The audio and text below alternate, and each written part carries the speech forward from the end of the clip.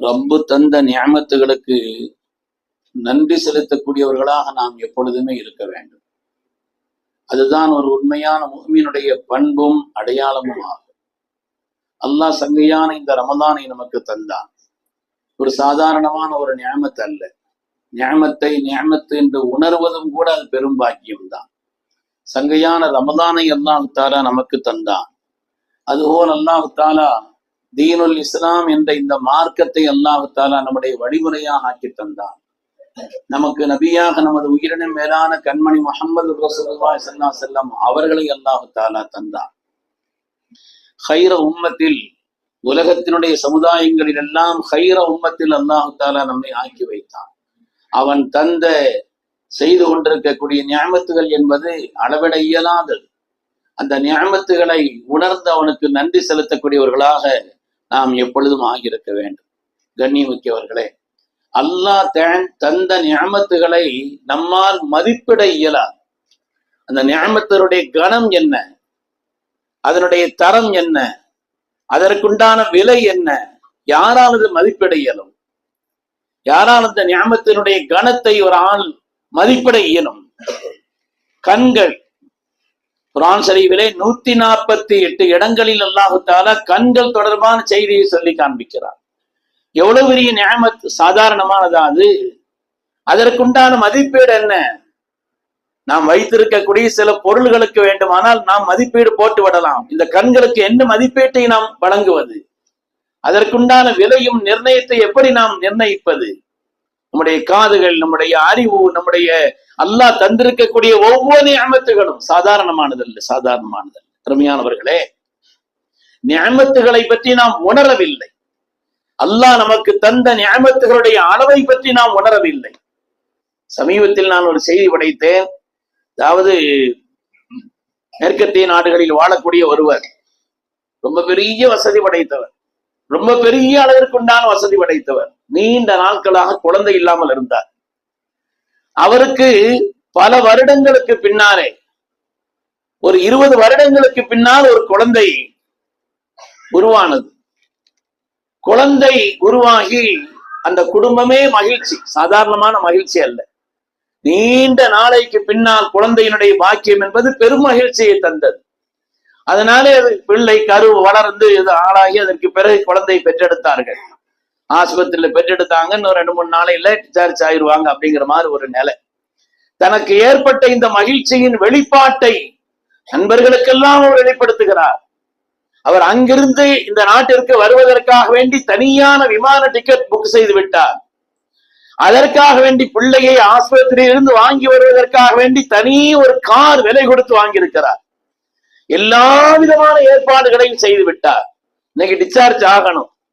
Doctor கடைசியா வந்து கேட்கிறார், அந்த தாயிடத்தில் கேட்கிறார், உங்களுடைய பிள்ளைக்கு அவர் மலம் கழித்தாரா, பிள்ளைக்கு மலம் கழிந்ததா, கழித்தாரா என்று கேட்கிறார்.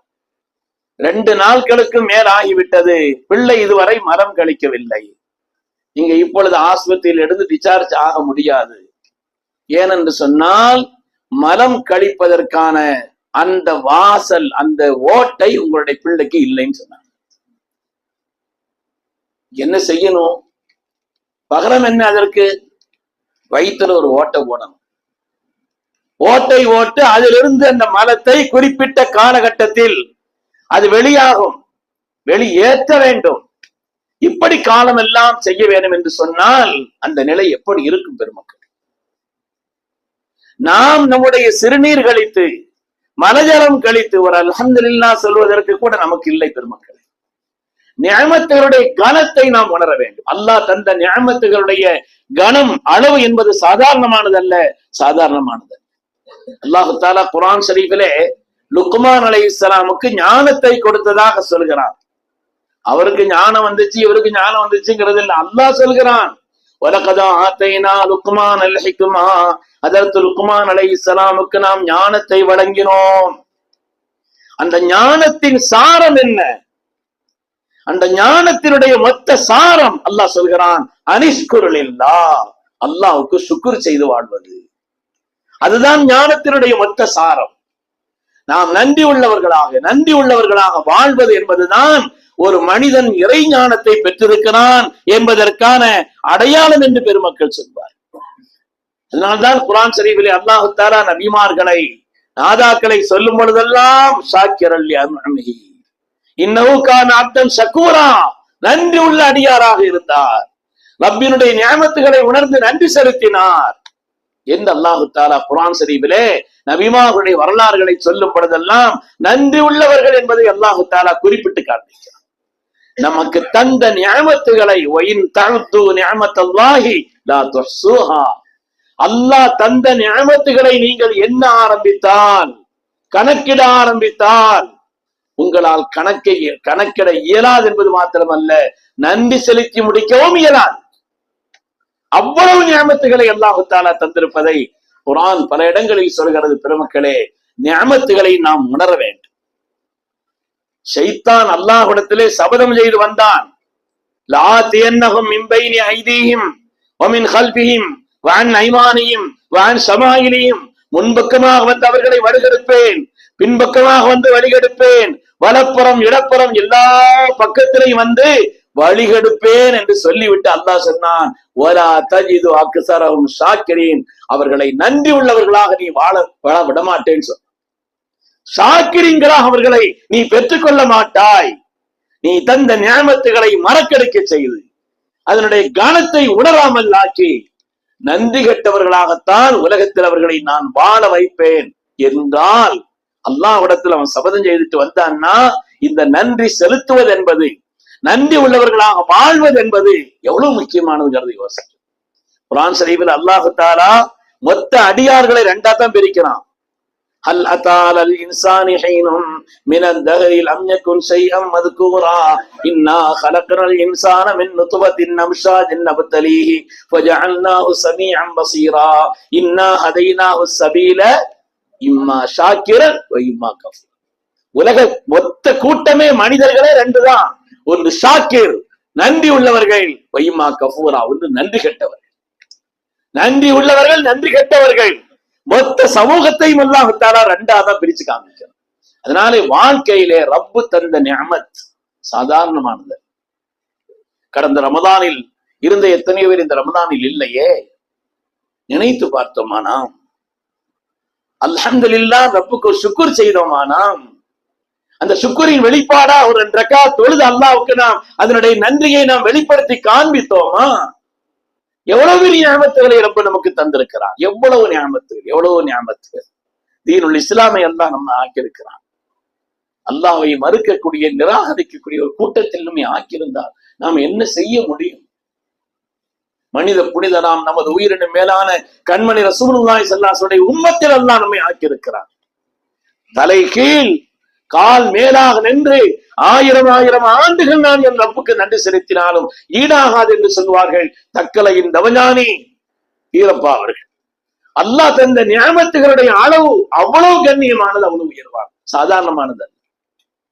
அதனாலதான் அதற்கு செய்தினா சித்தீக்குல் அக்பர் ரலியல்லாஹு அவர்கள் 40 வயசானவன்னு ஒரு துவா ஓதுவாங்களாம். 40 வயது அல்லாஹ் குர்ஆன்ல சொல்றான், 40 வயது ஆயிட்டா இந்த ஓதாம இருக்கக்கூடாதுங்கிறான்.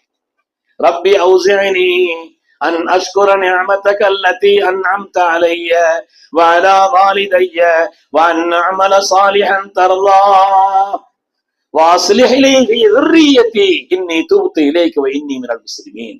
6 காரியத்தை சொல்லி காமிச்சாங்க. ரப்பே, உனக்கு நன்றி உள்ளவனாக என்னை வாழச் செய் ரப்பே, நன்றி உள்ளவனாக என்னை வாழச் செய் ரப்பே.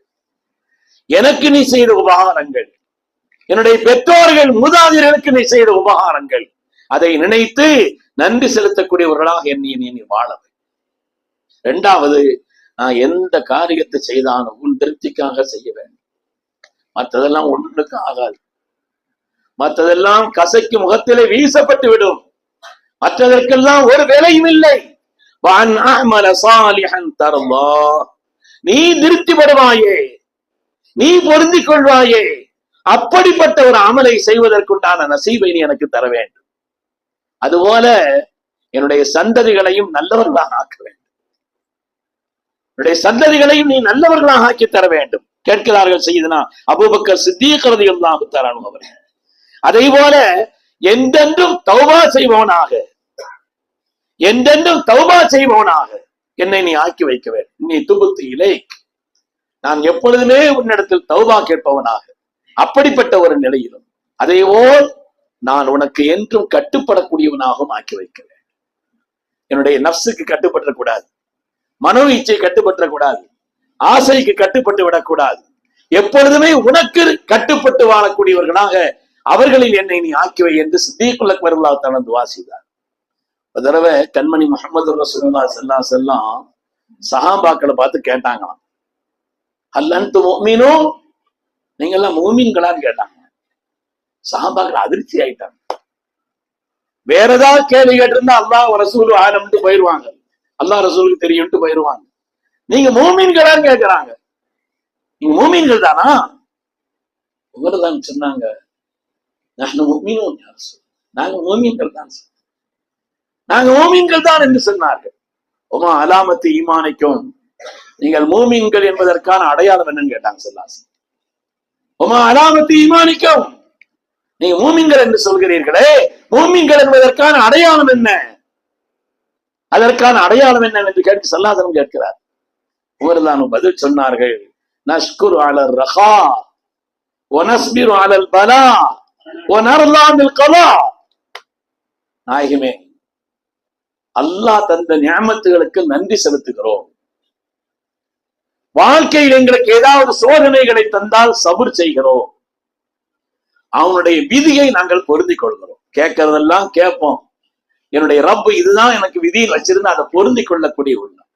அந்த மூமினூன், நீங்கள் உண்மையிலே மூமின்கள் தான் என்று கண்மணி ரசூலுல்லாஹி ஸல்லல்லாஹு அலைஹி வஸல்லம் இதை சொன்ன பிறகு சாட்சி சொன்னார். அதிலே முதன்மையான நிலையிலே அல்லாஹ் தந்த நியமத்துகளுக்கெல்லாம் நாங்கள் நன்றி செலுத்தி வாழ்கிறோம் என்று அதற்கு உமர் இப்னு கத்தாப் ரலியல்லாஹு தஆலா சொன்னதை பாராட்டினார்கள். அவர்கள் அதை ஏற்றுக்கொண்டார் என்று பார்க்க. அதனாலதான் கால் கடுக்க நின்று தொழுகிறார்கள் ஸல்லல்லாஹு அலைஹி வஸல்லம். கால் வீக்கம், பூசரி சொல்வார்கள், இந்த கால் அவங்கள்ட்ட முறையிட்டுச்சான். கால் முறையிட்டது, அதனுடைய வீக்கம், அதனுடைய வலி, கால் முறையிடுகிறது. ஆயிஷா நாயகி கேட்கிறாங்க, யார சொல்லணும், அல்லாஹ் அவங்களை எவ்வளவு பாக்கியங்களை தந்து எவ்வளவு மேன்மைப்படுத்தி இருக்கிறாங்க, நீங்க இவ்வளவு சிரமப்படணுமா நாயகமேன்னு கேட்டாங்க. அஃபலா அக்கூன அப்தன் ஷக்கூரா, திரும்ப கேட்டாங்க, அஃபலா அக்கூன அப்தன் ஷக்கூரா, நான் ஒரு நன்றி உள்ளவர் அப்தாக இருக்க வேண்டாமான்னு கேட்டாங்க. கேட்டது அதுதான், நான் நன்றி உள்ள அடிமையாக, அல்லாஹ்வுக்கு ஒரு நன்றி உள்ள அடியாராக இருக்க வேண்டாமா என்றுதான் கேட்டார்.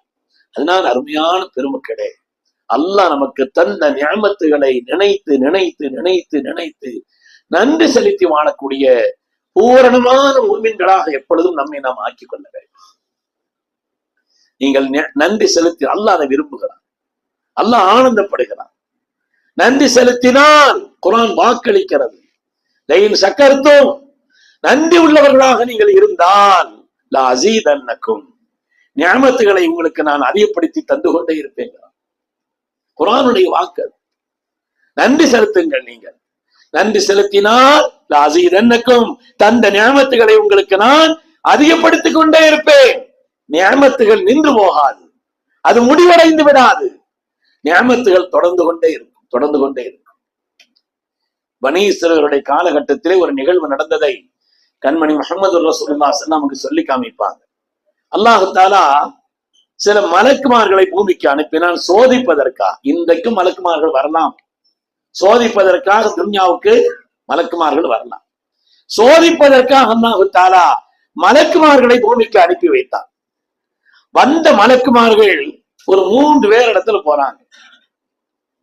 ஒரு ஆளு அவர் குஷ்டரோகி, அவருடைய உடலெல்லாம் அசிங்கமாக இருக்கிறது, தோற்றம் பொலிவாக இல்லை, கைகால்கள் எல்லாம் சுருங்கி போயிருக்கிறது, குஷ்டரோகியாக இருக்கிறார். இன்னொருவர் அவருடைய ஹயாத்திலேயே அவருக்கு தலையில் ஒரு முடி கூட முளைக்கல. இன்னொருவர் பார்வை இல்லாதவர்.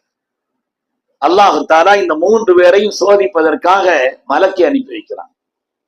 மலக்கு முதல்ல அந்த குஷ்டரோகிட்ட போறார், உனக்கு வாழ்க்கையில் என்னப்பா தேவை, உனக்கு வாழ்க்கையில் என்ன தேவை? ஒரு நியமத்து இழந்தால்தான் அந்த நியமத்தினுடைய கணம் தெரியும். ஒரு நியமத்து இல்லாமல் ஆனால்தான் அந்த நியமத்தினுடைய கணம் என்ன, வெயிட் என்னங்கிறது தெரியும். எனக்கு வாழ்க்கையில என்னப்பா, எனக்கு ஒண்ணுமே தேவை. எனக்கு தேவைங்கிறது என்னுடைய இந்த குஷ்டம் அகல வேண்டும், அழகான தோற்ற பொலிவு எனக்கு வேண்டும், அது இருந்தா போதும்னு சொன்னார். அவர் துவா செய்கிறார், அல்லாஹ் உனக்கு ஆசியத்தையும் உன்னுடைய உடல் தோற்றத்தின் அழகையும் அல்லாஹ் ஆக்கி வைக்க வேண்டும். அது பூரா நீங்கிருச்சு. உனக்கு வேற ஏதாவது வேணுமா? வாழ்க்கையில நீ உயர்வதற்கு ஏதாவது தேவையான்னு கேட்கிறாங்க. இவர் ஆச்சரியப்பட்டு அவரிடத்திலே சொன்னார், அவர் சார்ந்த ஒரு நிலையிலே சொன்னார், எனக்கு ஒரு நல்ல குட்டியை ஈனக்கூடிய ஒரு நல்ல ஒட்டகை ஒண்ணு தேவைன்னு சொன்னார். அவர் துவா செய்து ஒரு ஒட்டகத்தை கொடுத்துட்டார். அதுக்கு பிறகு போகிறார். இந்த தலையில் ஒரு முடி கூட தன்னுடைய ஹயாத்தில் முளைக்காத ஒருவர், உங்க வாழ்க்கையில உங்களுக்கு என்ன தேவை? இல்லை இல்லை, எனக்கு இது மாறணும், நல்ல செழுமையான கருமையான முடி வளரணும். யாருக்கு எந்த ஞாபகத்து இல்லையே அந்த ஞாபகம் பெருசா தெரியும். ஹஜ்ஜில ஹாஜிகளோட சேர்ந்தவங்க உட்கார்ந்து இருக்கும் பொழுது பக்கத்தில் இருந்த ஒரு ஆளு இப்படியே நம்ம தாடியை பிடிச்சு தடவுறாரு, தாடியை பிடிச்சபடி இருக்கிறார். என்னன்னு கேட்டா, அவர் ஒரு நீக்ரோ, ஆப்பிரிக்காவை சார்ந்தவர். அவங்களுக்கு முடி இருக்குத இரும்பு கம்பி மாதிரி இருக்கும். அதை கம்பி இரும்பு வச்சு ஜீவனாக கூட அது வராது கீழே. அப்படி உள்ள ஒரு நிலை, இவ்வளவு மிருதுவான முறையில முடி இருக்கிறத அப்படியே ஆச்சரியப்பட்டு சுபஹானம் தான். நமக்கு ஏதாவது தெரியுதா அந்த சுபஹானம் தான் சொல்றோமா? நம்ம சுபஹானம் தான் அப்படின்னு அதை என்ன செய்யறாரு.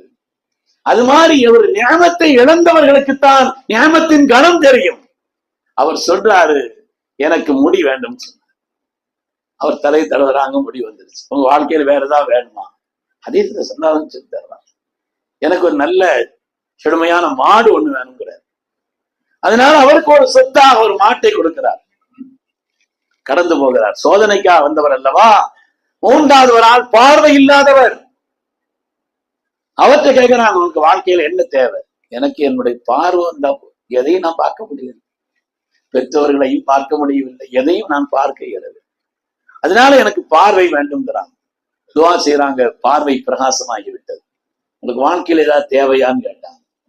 எனக்கு ஒரு ஆடு, நீங்க துவா செய்து ஒரு ஆட்டை தாங்கன்னு சொன்னாங்க. துவா செய்து ஒரு ஆட்டை கொடுக்குறாங்க. வருடங்கள் கழிந்தது, வருடங்கள் கழிந்தது. நன்றி உள்ளவர்கள்னா பழைய காலத்தை நம்ம நினைச்சு பார்க்கணும்னு அர்த்தம். இன்னைக்கு உள்ளது மாத்திரமல்ல, நம்முடைய பழங்காலங்களை யோசிக்க வேண்டும். எப்படி இருந்தோ அல்லாஹ் எப்படி ஆக்கியிருக்கிறான், எப்படி ஒரு நிலையில் ஆக்கியிருக்கிறான். நம்மை விட கீழ்நிலை, சிரமப்படக்கூடிய, கஷ்டப்படக்கூடிய, வாழ்க்கையில் பல்வேறு சோதனைகளில் உணரக்கூடியவர்களை பார்க்க வேண்டும். அப்பதான் நன்றி செலுத்தக்கூடிய உள்ளம் வரும். பல வருடங்கள் கழிந்தது. அல்லாஹ் தஆலா மீண்டும் அந்த மலக்கை சோதனைக்கு அனுப்புகிறார். அவர் ஏற்கனவே குஷ்டரோகியாக இருந்தவரிடத்தில் செல்கிறார். ஒரு காலத்துல நீ ரொம்ப கஷ்டப்பட்டப்பா, வாழ்க்கையில உனக்கு குஷ்டம் இருந்தது, இப்படியெல்லாம் இருந்த, ரொம்ப சிரமப்பட்ட, இப்ப நல்லா இருக்கிற, நீ எனக்கு ஏதாவது கூடன்னு கேட்கிறாரு. எனக்கு நீ ஏதாவது கொடு. பரம்பரை பரம்பரையா சம்பாதிச்சது, உண்டாக்குனதெல்லாம் நான் அப்படி ஆனது இப்படி ஆனது கதை சொல்ல. நீ சொல்வது உண்மையாக இருந்தால், நீ சொல்வது உண்மையாக இருந்தால் சரி, அதுக்கு மாற்றமா இருந்தா அவனுடைய பழைய நிலைமை திரும்பட்டு போயிட்டார். அது மாதிரி ரெண்டாவது ஆள், மூணாவது ஆள்கிட்ட வர்றார். அவர்கிட்ட சொல்றார், இல்ல உனக்கு ஒரு காலகட்டத்துல பார்வை இல்லாம வச்சிருந்தான், அதுக்கு பிறகு உனக்கு கண்ணில் பிரகாசம் வந்துச்சு, வாழ்க்கையில நீ பெரிய பாக்கியங்களை பெற்று ரொம்ப செழுமையா நல்லபடியா இருக்கிற, அல்லாஹ் தந்த ஞாபகத்துக்கு நீ நன்றி செலுத்தி எனக்கு ஏதாவது கொடுன்னு கேட்டார். அவர் உடனே சொன்னாராம், ஹதீஸ்ல வருது, கண்மணி ரசூலுல்லாஹி ஸல்லல்லாஹு அலைஹி வஸல்லம் சொல்றாங்க, அது குன்து அமா, ஆம் ஆம், நான் பார்வை இல்லாதவனாக இருந்தேன். ஃபரத்தல்லாஹு பஸரி, அல்லாஹ் எனக்கு பார்வையை தந்தான். அதேபோல் ஃபகீரா, நான் ஒரு ஏழையாக மிக சிரமப்பட்டவனாக இருந்தேன். அல்லாஹு தஆலா என்னை சீமானாக்கினான். எனக்கு அந்த விஷயத்தை ஞாபகப்படுத்திட்டீங்க. என்ன வேணும் உங்களுக்கு, உங்களுக்கு என்ன வேணும் எடுத்துக்கங்க, என்ன வேணும் எடுத்துக்கங்கன்னு சொன்னாங்க. அப்பொழுது அந்த மலக்கு சொன்னார், அம்சிக் மாலக், அம்சிக் மாலக்,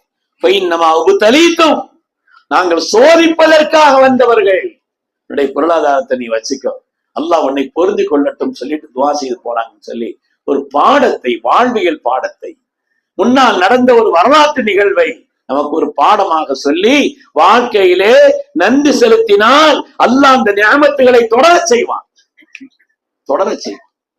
அந்த நியாமத்துகளை இன்னும் அதிகப்படுத்தி கொடுப்பான்.